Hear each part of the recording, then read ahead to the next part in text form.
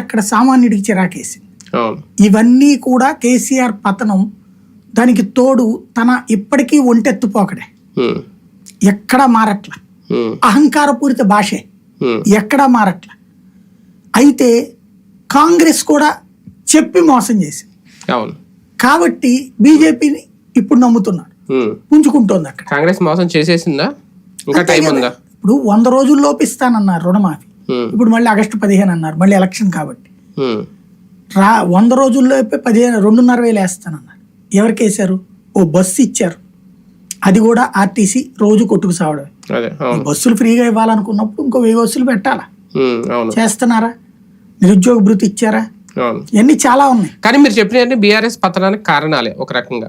కానీ ఆయనకున్న అనుభవం, కేసీఆర్ కొన్న అనుభవం, వరుసగా 10 ఏళ్ళు పరిపాలించడం, ఇవన్నీ చూస్తే పడిలేచిన కెరటంలా ఫలితాలు ఏమన్నా ఉంటాయేమో, పార్లమెంట్ ఫలితాలు అనుకున్నాం. పడింది కానీ ఆ కెరటం ఇంకా లేవలేదు. టైం సరిపోలేదా? ఎఫర్ట్ పెట్టలేదా? లేదంటే ఒక నిరుత్సాహంలోనే ఉండిపోయిందా బీఆర్ఎస్ టీం? వాస్తవంగా బీఆర్ఎస్ టీము సంస్థాగత నిర్మాణంలో వైఫల్యం ఉంది. అప్పుడు ఊపి మీద గెలిచారు, ఆ గెలిచిన తర్వాత బూత్ కమిటీలు ఇవన్నీ వేసుకొచ్చారా? లేదు.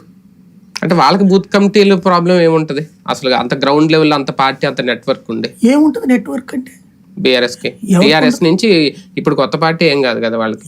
ఒక జనసేనకి లేదంటే అనుకోవచ్చు.